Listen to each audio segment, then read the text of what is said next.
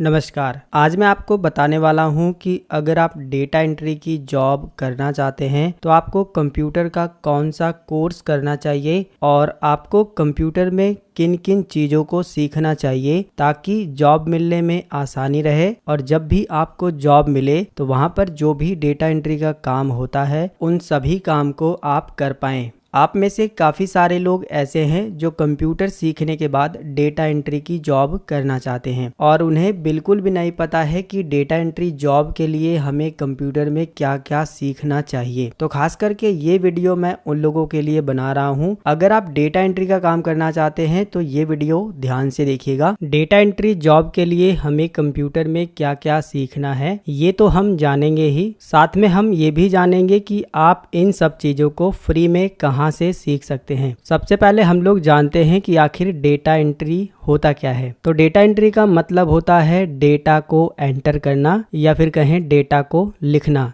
जिस भी कंपनी में आप काम करेंगे वहां पर आपको डेटा दिया जाएगा और उसी को देख देख करके आपको कंप्यूटर में एंटर करना है या फिर कहें लिखना होता है, उसी को डेटा एंट्री कहते हैं। आप में से काफी सारे लोग ये भी सोचते हैं कि डेटा एंट्री का काम करने के लिए हमें कौन सा कंप्यूटर कोर्स करना चाहिए। डेटा एंट्री जॉब करने के लिए कोई एक कंप्यूटर कोर्स नहीं है कि आप केवल वही कंप्यूटर कोर्स करके ही डेटा एंट्री का काम कर पाएंगे। आप कंप्यूटर का कोई भी कोर्स किए हैं, जैसे कि बेसिक कंप्यूटर कोर्स भी किए हैं तो भी डेटा एंट्री का काम कर सकते हैं। एडीसीए किए हैं, डीसीए किए हैं या फिर अगर आपने ट्रिपल सी भी किया है तो भी आप डेटा एंट्री का काम कर सकते हैं, कोई दिक्कत वाली बात नहीं है। तो डेटा एंट्री का काम करने के लिए आपको कंप्यूटर कोर्स को लेकर के ज्यादा परेशान नहीं होना है। जो भी मैंने कोर्स बताए हैं आप उनमें से कोई भी कोर्स कर सकते हैं या फिर आप और भी बहुत सारे कोर्स हैं उनको भी कर सकते हैं। बस आपको कंप्यूटर की नॉलेज होनी चाहिए और जब भी आप कंप्यूटर सीखें तो उसमें आपको कुछ बातों का ध्यान देना होता है, कुछ चीजों को आपको अच्छे से सीखना होता है जो आगे मैं आपको बताने वाला हूं। उसके बाद आप किसी भी कंपनी में डेटा एंट्री का काम बड़े ही आराम से कर सकते हैं। तो देखिए, अगर आप डेटा एंट्री का काम करना चाहते हैं तो आपको कंप्यूटर के कीबोर्ड की जानकारी होनी चाहिए। डेटा एंट्री का काम ज्यादातर जो है कीबोर्ड से ही होता है। ऐसे में आपको जरूर पता होना चाहिए कि इस कीबोर्ड के जितने भी बटन हैं उनको कैसे इस्तेमाल करना है, कैसे शॉर्टकट बनाना है, कौन सा बटन दबाने से क्या होता है, किस समय पर हमें कौन सा बटन को यूज करना है। ये सारी जानकारी कीबोर्ड के बारे में आपको पता होनी चाहिए। इसके बाद जो है आपको डेटा एंट्री करने के लिए माउस की भी जानकारी पता होनी चाहिए। माउस से भी जो है हम डेटा एंट्री करते वक्त बहुत सारे काम करते हैं, जैसे कि किसी सॉफ्टवेयर को ओपन करना हो, क्लोज करना हो या फिर किसी फाइल फोल्डर को ओपन करना हो या फिर कोई सेटिंग करनी हो या फिर और भी बहुत सारे काम होते हैं जो माउस के द्वारा भी किए जाते हैं। तो माउस में जो है टोटल 3 बटन होते हैं, लेफ्ट क्लिक, राइट क्लिक और एक स्क्रॉल बार होता है। कौन से बटन को कब प्रेस करना है, कितनी बार प्रेस करना है और किस बटन को दबाने से क्या होता है, ये माउस के बारे में भी आपको पता होना चाहिए। माउस चलाना आपको आना चाहिए। इसके बाद जो अगला काम आपको आना चाहिए वो है फाइल मैनेजमेंट का। आपको अपने कंप्यूटर में जो है फाइल को मैनेज करना आना चाहिए, जैसे कि फाइल बनाना आना चाहिए, फाइल को सेव करना, किसी फाइल या फोल्डर को सर्च करना या फिर जो है फोल्डर बनाना आना चाहिए। फाइल या फोल्डर को व्यवस्थित करना भी आना चाहिए, किस फाइल को कहाँ पे रखना है और कैसे रखना है, फोल्डर को कहाँ पे रखना है, कौन सा फोल्डर कहाँ पे रहेगा, फोल्डर कैसे बनाना है। इस तरह से आपको फाइल मैनेजमेंट का काम भी आना चाहिए।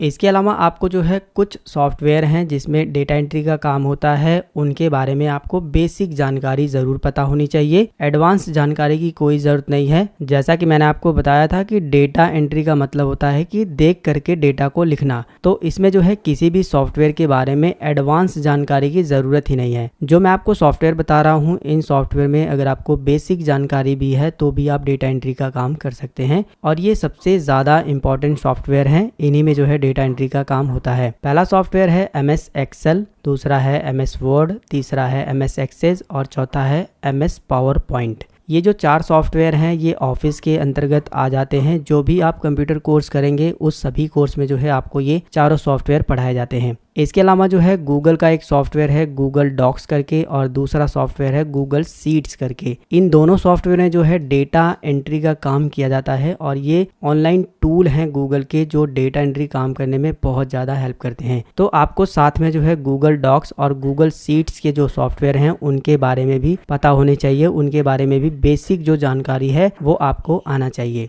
और खास करके आपको एक्सेल के अंदर और गूगल शीट के अंदर जो है डेटा को व्यवस्थित करना आना चाहिए, डेटा को टाइप करना आना चाहिए, डेटा को सही क्रम में लिखना आना चाहिए। एक्सेल सॉफ्टवेयर को और गूगल शीट सॉफ्टवेयर को आपको थोड़ा अच्छे से सीख लेना है क्योंकि डेटा एंट्री का सबसे ज़्यादा काम इन्हीं दोनों सॉफ्टवेयर में होता है। इन दोनों सॉफ्टवेयर को आप बेसिक ही सीखिएगा लेकिन थोड़े से अच्छे से पकड़ बना के सीखिएगा, जो भी सीखिएगा सही से सीखिएगा। बाकी आपको इसके अंदर डेटा को व्यवस्थित करना आना चाहिए कुछ इस तरह से, जैसा कि मैंने आपको बताया था कि जो डेटा जहाँ पर रहेगा सही क्रम में आपको व्यवस्थित करना आना चाहिए, उसको मैनेज करना आना चाहिए। जब आप जो है इस सॉफ्टवेयर को सीखोगे तो उसमें जो है आपको ये चीज़ें बताई जाएगी। इसके अलावा जो है आपको कुछ इंपॉर्टेंट शॉर्टकट होते हैं एक्सेल, पावर पॉइंट, वर्ड के या फिर कहे गूगल शीट के, तो उन इंपॉर्टेंट शॉर्टकट को भी आपको ज़रूर से सीख लेना है। डेटा एंट्री का काम करते वक्त ये जो शॉर्टकट होते हैं वो आपकी बहुत ज़्यादा हेल्प करते हैं, बहुत ही सारा समय आप बचा सकते हो। इसके अलावा जो है गूगल शीट और एक्सेल के कुछ ऐसे फार्मूले होते हैं जो बेसिक होते हैं, उनके बारे में जो है आपको ज़रूर पता होना चाहिए। आपको ये पता होना चाहिए कि इन फार्मूलों को जो है कहाँ पर यूज़ करना है, किस समय यूज़ करना है, कैसे यूज़ करना है। जो गूगल शीट और एक्सेल के फार्मूले होते हैं जो बेसिक वाले, उनके बारे में तो आपको ज़रूर पता होना चाहिए। एक और बात, जिस तरह से एक्सेल काम करता है ना, ठीक उसी तरह से गूगल शीट काम करता है, बिल्कुल सेम है दोनों, कोई दिक्कत वाली बात नहीं है। अगर आपने केवल एक्सेल सीख लिया तो आप गूगल शीट को आराम से चला लोगे बिना सीखे ही। इसके बाद बात करते हैं टाइपिंग स्पीड को लेकर के। अगर आप डेटा एंट्री का काम करना चाहते हैं तो आपकी टाइपिंग स्पीड भी अच्छी होनी चाहिए, क्योंकि डेटा एंट्री का काम टाइपिंग पर ही होता है और अगर आपकी टाइपिंग स्पीड अच्छी नहीं है तो आप डेटा एंट्री काम में सिलेक्ट भी नहीं होंगे। और अगर आप किसी कंपनी में सिलेक्ट भी हो जाते हैं तो वहां पर आपको डेटा एंट्री का काम करने में परेशानी हो सकती है। तो आपको टाइपिंग स्पीड पर भी ध्यान देना है। आपको कम से कम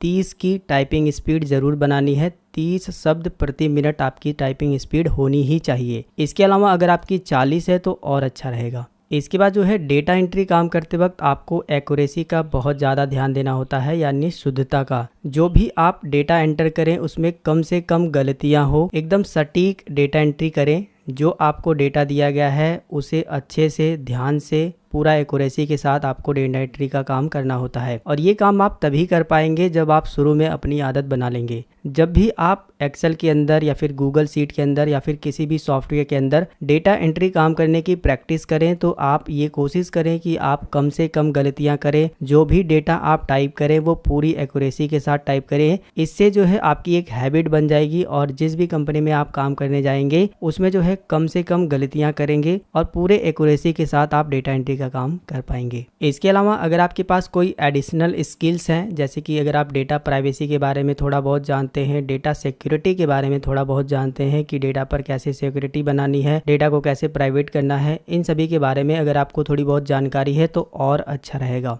इसके अलावा जो है अगर आप जो है ट्रबल शूटिंग के बारे में जानते हैं, जैसे कि थोड़ी बहुत कंप्यूटर की जो समस्याएं हैं उनको हल करना जानते हैं, उनको सॉल्व करना जानते हैं तो और अच्छा रहेगा। जैसे कि कभी कभी जो है माउस की सेटिंग करना हुआ, कंप्यूटर में कुछ सेटिंग करना हुआ, माउस नहीं काम कर रहा है या फिर कीबोर्ड सेटिंग की वजह से बंद हो गया है, या फिर जो है और भी छोटी मोटी जो कंप्यूटर की समस्याएं हैं अगर आप उसे सॉल्व करेंगे तो और जो है आपके लिए अच्छा रहेगा। थोड़ी बहुत ईमेल की जानकारी होनी चाहिए, जैसे कि ईमेल भेजना, ईमेल प्राप्त करना, इंटरनेट यूज करना आना चाहिए, जैसे कि इंटरनेट कनेक्ट करना, ब्राउजिंग करना, किसी भी सॉफ्टवेयर से प्रिंट करना आपको पता होना चाहिए। साथ में जो है पीडीएफ बनाना, पीडीएफ को एडिट करना, इन सभी के बारे में आपको पता होना चाहिए। इसके अलावा बात करते हैं कि अगर आप इन सब चीज़ों को सीखना चाहते हैं तो कहाँ से सीख सकते हैं। तो ये सब जो है आप बिल्कुल फ्री में सीख सकते हैं। ये सब चीज़ें जो है मैंने पूरा डिटेल में अच्छे से सिखाया है। अगर आप जो है गुलाब गुरु चैनल पर जाएंगे तो आपको जो है वहाँ पर एक प्लेलिस्ट का ऑप्शन दिखाई देगा। प्लेलिस्ट पर जैसे ही आप क्लिक करिएगा तो आपको ढेर सारी प्लेलिस्ट मिलेगी। अगर आपको कंप्यूटर का बेसिक ज्ञान सीखना है तो भी प्लेलिस्ट है। अगर आपको टाइपिंग नहीं आती है तो आप टाइपिंग भी सीख सकते हो। MS वर्ड मैंने पूरा सिखा दिया है। अगर आप ये वाली प्लेलिस्ट सिर्फ देख लेते हो तो आप पूरा MS वर्ड सीख जाओगे। इसके अलावा आपको कुछ सीखने की ज़रूरत ही नहीं है। एक्सेल मैंने आपको पूरा अच्छे से सिखा दिया है। केवल 46 वीडियो देख करके आप पूरा एक्सेल अच्छे से सीख सकते हो और कोई भी डेटा एंट्री का काम बड़े ही आराम से कर सकते हो। इसके अलावा मैंने पावर पॉइंट भी सिखा दिया है, MS एक्सेस भी सिखा दिया है, हिंदी टाइपिंग भी आपको सिखा दी है, आप हिंदी टाइपिंग भी सीख सकते हो, टैली भी सिखा दिया है और डेटा एंट्री करते वक्त जिन फार्मूलों की हमें ज़रूरत पड़ती है वो सब फार्मूले जो है मैंने यहाँ पर आपको बता दिए हैं। इसके अलावा कुछ और फार्मूले हैं वो भी मैंने आपको यहाँ पर एक प्लेलिस्ट बना करके दे दिया है, आप इसे भी देख लीजिएगा। इसके अलावा जो है डेटा एंट्री काम करने के लिए PDF बनाना होता है या फिर ईमेल भेजना होता है या फिर पेज सेटअप वगैरह करना होता है, प्रिंट करना होता है, वो सब कुछ जानकारी आपको यहाँ पर मिल जाएगी। ठीक है, तो ये सब चीजें जो है आपको गुलाब गुरु चैनल पर मिल जाएगी। आप जो है जा करके एक एक करके पूरी प्लेलिस्ट को चेक करिएगा, पूरा डिटेल में पूरा अच्छे से एक एक चीज को मैंने आपको समझाया है। सीधी भाषा में कहूँ कि अगर आपको डेटा एंट्री का काम करना है तो आप मेरी सभी प्लेलिस्ट को देख लीजिएगा,